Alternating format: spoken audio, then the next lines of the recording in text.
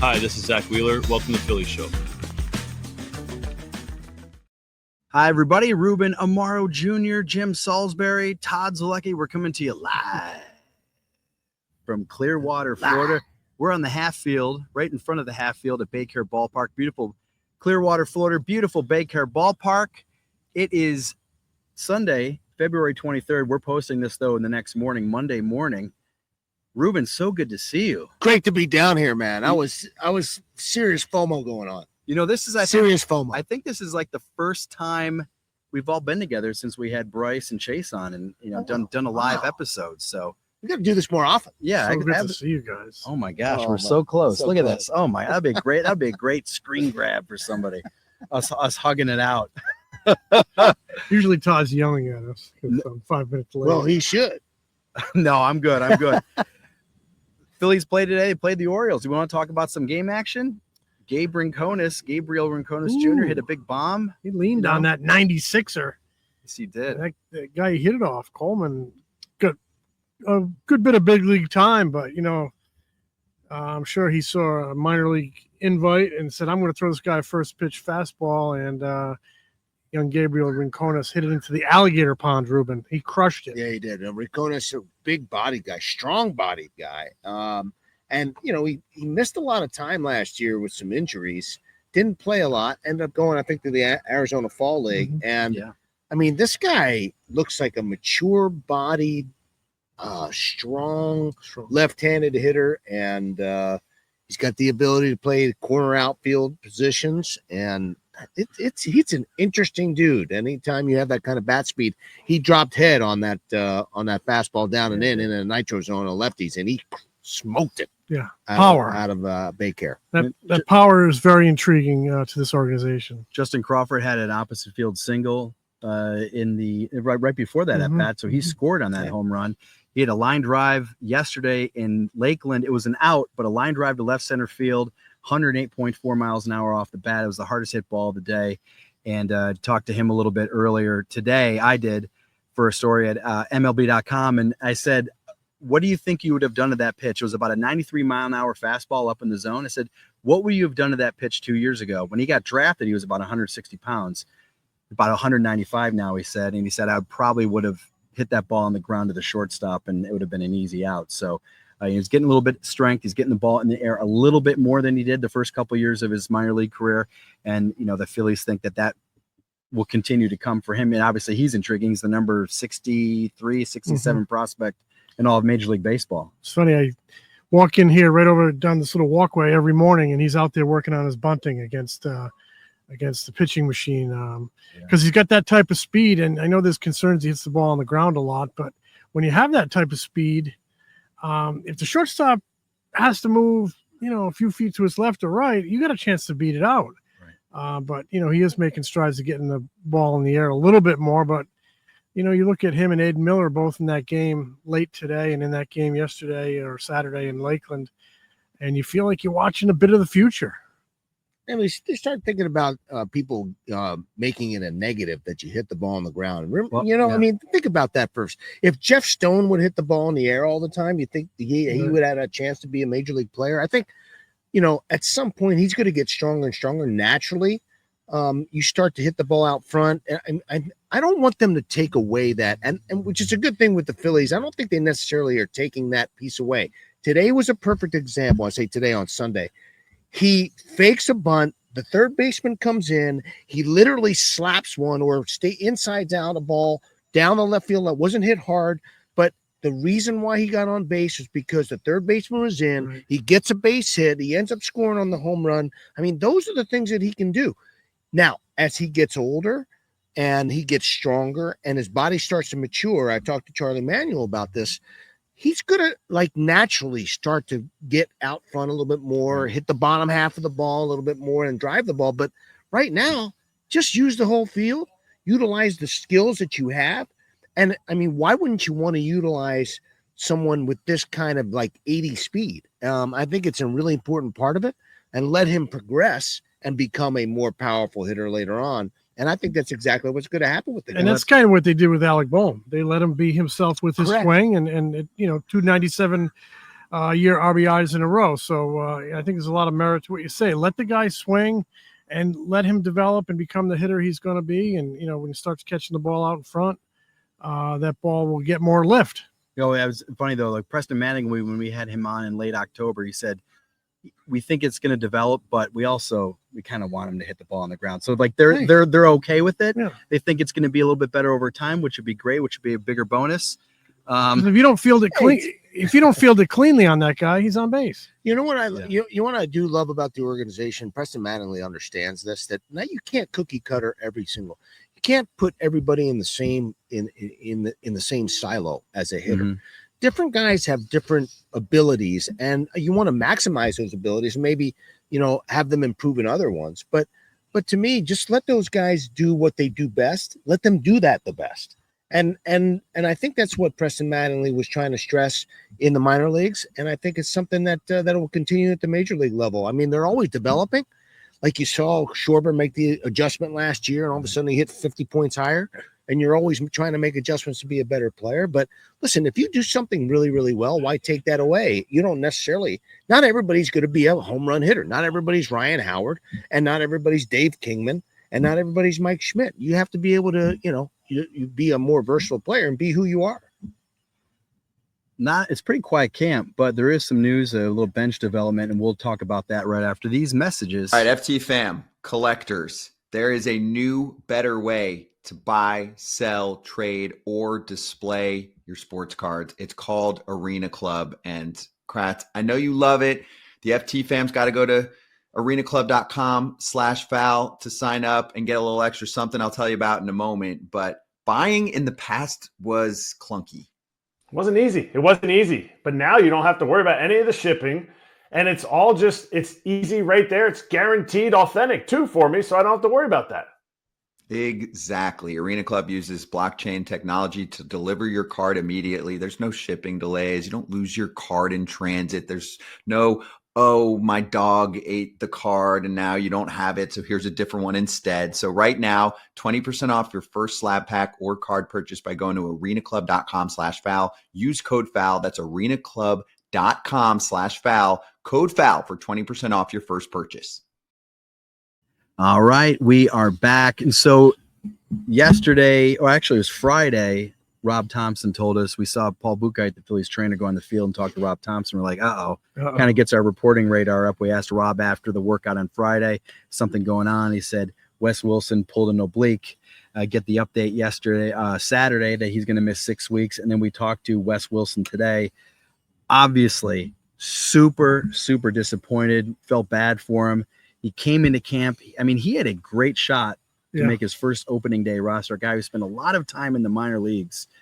Says he has a grade 2 strain. He's going to be out for at least 6 weeks. I don't know. You know how those things go. It can be touch and go. It could last a lot longer than that. Maybe he comes back quicker. But regardless, he's out of the running now for that final bench spot, and that kind of opens things up. And looks like Cody Clemens, Buddy Kennedy's odds definitely improve. Cal Stevenson's still on the 40-man roster. He plays outfield. He hits left-handed. He's probably behind those two guys, I would think. What do you guys see about now the bench situation? Because that's really one of the only spots on this team that's up for grabs. It was the last bench spot, the backup catcher, and, of course, the last man in the bullpen. Yeah, like you mentioned, tough break for Weston Wilson. He's a right-handed stick, and I think that's something they prefer in that last bench spot, because if he looks to pinch hit for Marsh or if he looks to pinch hit for a Max Kepler, both lefties, so right-handed bat, attractive. But, you don't want to mess around with these obliques because they have a tendency to linger. You got to really knock them out of there. And I was always under the impression an oblique basically is a month. That's what I've always heard. And to hear it 6 weeks, well, he said it was a grade 2, so that's a little more serious. Right. And he's going to need time to ramp up. And like you mentioned, Buddy Kennedy rises to the occasion, hits a home run over in Lakeland on Saturday. He's a right-handed bat, mostly an infield. He can play a little bit of outfield. Clemens has been a good bat for this team off the bench now for, a couple of years. And he hits left-handed, though. But I don't see that as a huge detriment. I personally, I think sometimes I'd rather have a good hitter than just have a right-handed hitter for the sake of saying you have a right-handed hitter. And the guy who hit a home run on Sunday. Christian Arroyo not on the roster, but he becomes a little bit interesting, right? Yeah. Yeah, I think it opens up a lot of things, and you start, thinking about, okay, how do they work around this? What do they do to make their best 26-man roster? And I feel really, really badly for a guy like Weston Wilson because he's worked so hard to put himself in this position. He's a really good athlete, very versatile. He can run the bases. He can do so many different things. Now, it's not the end of his season, clearly, right, but it was very obvious he was very upset about this situation. I got really emotional with him because it's a tough break because it's a guy that's got a great opportunity to really contribute to this team. That said, you put your GM hat on, and you start thinking about, okay, what do we do instead? Does Edmundo Sosa start taking more out, fly balls? Do you start thinking about a guy like Oscar Mercado, who's a very good defender? How does this stand with Johan Rojas, who likely was going to make the team anyway, but there was a chance that maybe he didn't make the team if Weston Wilson's on it because he's got options. So it's one of those situations, at least for me, where you start having to look at like different machinations, what's going to happen here with this roster. And this is all the beauty of baseball, right? The beauty of spring training and working through it. And it might, you never know. An Otto Kemp could step forward. There's all types of things that could happen that can open, the brass's eyes and Rob Thompson's eyes. And, you just have to keep your eyes and your mind open. So Sosa's going to play some outfield. Rob Thompson said that, and I think we've talked about this before. Rob said Sosa's going to play outfield in the past and has never really followed through on it. But he said, no, he's actually working in the outfield this spring. He's really going to get into a game at some point. And I think Rob said this week, right? This week he might see some action. He wants to see him play left. He wants to see him play center. So obviously if Edmundo as a right-handed hitter can step in and show some competency in the outfield, that maybe changes the dynamic a little bit. But yeah, Buddy Kennedy's also going to start to play a little bit more outfield. They're going to work him out a little bit more outfield.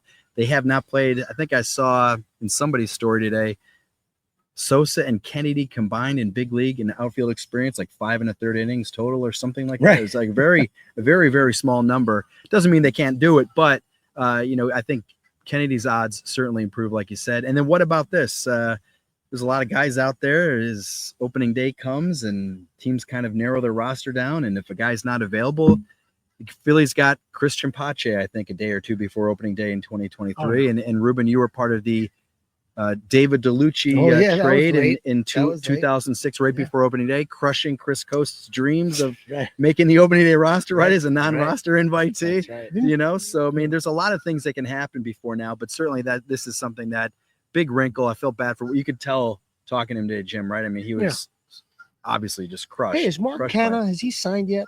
Has he signed? I think he did sign with Milwaukee, I believe. Okay. I believe he did. Because he was a guy that was kind of hanging out there too. I started thinking about right-handed guys. But you're right. I mean, I think it's going to come from in-house. That's not going to make or break this team, but it also does give some depth to the ball club, and that's what you want. Right. And, this Sosa thing in the outfield is interesting to me because I think he's a good enough baseball player, good enough athlete to give you some reps out there. I'm not saying play him out there regularly, but I think he could be a backup. He could fill in. And if he can play some center field, that gives them flexibility, at least before the Weston Wilson injury. It gave them maybe flexibility with Rojas if you want to sit down and say, okay, do we want to send him to AAA so he plays every day, get him more time? So pretty interesting stuff there. Yeah. So the other thing is caught my attention. I was talking to our friend of the pod, Kevin Cooney, the other day. He is a friend of the pod. He's a friend of the pod. He's a friend of everyone's. Kevin Cooney is the mayor of Mayfair, as he proclaims himself. I think. Anyway, it was interesting. So we talked with Nick Castellanos last week, and Kevin said there's a lot of people that don't understand this. Something that Nick Castellanos said, and I want to read you this quote because we were talking to him. Nick always has interesting things to say. As you know, he's very open. He's not shy. He's not bashful. So we were asking him about expectations and do you think the team can win? And then he was talking about how after the season ended against the Mets, he said he basically consumed a lot of media. I think he listened to a lot of sports talk radio and he might have read a lot. Might have been on social media a lot. He didn't really get into the specifics, but he said, I saw a lot of negativity about this team and how we're not any good and how we can't win and how this core can't win and whatnot. And this is the quote he said, I do think we have less pressure as a team this year, especially with everything the media said about us when we lost out last year and we didn't really go out and make any crazy changes. So if we lose, you guys look smart, which is dope, right? But then if we win, it's like a happy surprise. And they basically say it's a freeing place to play baseball. I guess the thing that got maybe some fans confused or riled up was when he said, but if we win, it's like a happy surprise. I think you have to take everything in perspective. I think I mentioned this only because in talking to Nick and in talking to everybody in this clubhouse, and this has been kind of a theme the first week and a half of camp, is talking to the veterans. Why do you think you win? Why do you think after making a few kind of peripheral changes, this team can, win a World Series? But everybody in this clubhouse thinks they're really, really good. We've talked a lot about it a lot, that they think that this team is really good and can win a World Series. And so I think Nick is basically saying, hey, if everybody is saying that, questioning our ability to win a World Series, maybe it'll be a nice surprise for everybody at the end if we do win the World Series. If anybody in that room wants to cop an underdog mentality, I am fine with it. Because, wherever you can find motivation to go out and stick it to someone, I'm fine with it. So go get them. Yeah, I mean, I think a lot of the things get misconstrued. There's no question in my mind. If people are thinking that Nick doesn't think that this team's good enough to win, I think they're absolutely wrong. And he said they're good enough. Yeah, he did say, Because the reality of it is this is a really good baseball team. Sure. They have to be able to play well when it really counts. And if they can do that, they will win a World Series. If they don't, they won't. And so that's really what it comes down to. I do believe that this is at least a 90-win team. I believe it's a contending team. And I think it's one of the top 5 teams in baseball. And they just have to prove it on the field. There's no question about it. And that's why you play the games. That's the beauty of the game. But it's really about playing good baseball at the right time. Agree. And they have a lot of guys in this team that are willing to do what it takes. Obviously Sosa's a utility guy, but he's going to go learn a new position. We've talked about JT possibly shagging some balls in left field. Saw Schwarber out in the half field again today, working out at first base. Harper going to move up in the lineup. Schwarber might move down. Turner might hit leadoff. And it's a lot of these guys don't care. They just want to go out there and do their jobs. Right. I mean, you see what's going on up in Boston with Rafael Devers saying he's not going to move off at third base right now. I mean, I don't know what's going to happen there, but it's quite a contrast, I think, about what's happening here in Clearwater. Yeah. And you mentioned Schwarber getting some looks over here at first base in the half field. I watched him yesterday, and this is the time of year when you do that stuff. This is the time of year when you learn if Sosa can play some center field. When you get Kyle Schwarber some ground balls at first base, so they can give Bryce Harper a day as the DH, get him off his feet, and you won't lose Schwarber's bat. So this is the time to get work in all around the diamond, build a little versatility. But when push comes to shove, as Ruben likes to say, this lineup's going to be stamped. That's right. There's no question about it. I mean, you're going to have your basic lineup. And most of those guys are going to play every day. You do want to give a lot of those guys, especially in the early part of the season, a breather so that they're ready to roll in September and October. But listen, this is a team that already basically is set. And it's a quality ball club with good players and good offensive players, solid defensive players. There's some people who have to improve. I think Marsh has to improve. I think Bryson Stott has to have a bounce back year. But I think the core of this ball club is a very solid one. And if I were a GM in any other part of this country, then I would love to have this ball club. No doubt about it. Sure. So let's take a quick look ahead. Tomorrow, Tuesday, today, Monday for our purposes. The Phillies are supposed to play the Pirates. Now, rain is in the schedule, but please don't say the rain. Don't use the R word. Here's why Monday is interesting. Paul Skeens is supposed to pitch for the Pirates on Monday against Christopher Sanchez. So that could be a fun a great matchup for spring training purposes, a great matchup if it doesn't rain. If there's a hint of rain, I don't think Paul Skeens is going to make the trip across the Sunshine Skyway Bridge. But are you guys looking forward to seeing anything this next week? Paul Skeens. I'm looking forward to seeing Christopher Sanchez because looks like he spent some serious time in the weight room. He looks, this guy was breakthrough talent last year, and just you looking at the condition he is in coming off the offseason. It does not look like he was resting on his laurels. It does not look like he was all of a sudden comfortable with that new contract. It looked like he got to work and wants to be better. And he's already alluded to working on a new little pitch or something. Yeah. He said he was going to work on a new pitch, so hopefully we'll see that on Monday. Because I'm kind of curious. He wanted to keep it a little bit under wraps, keep it top secret, I guess, to unleash it on the Pirates on Monday. But I am looking forward to seeing what Los Angeles can do. Ruben, when you were the GM and you had a wet field in spring training, would that make you really anxious about putting your starters out there, or even putting a quality or a top pitcher on the mound on a wet track? When it was sunny and bright, I was nervous. Because, I know Rob Thompson talks about it a lot, but the reality of it is you want to come out of spring training with your healthy 26. Yeah. And that's really the most important part. Obviously you want them to have their sea legs underneath them and they're ready to go, timing wise and all that other stuff. But you have to have, your best ability is your availability. And I think that's what's so important about getting through spring training.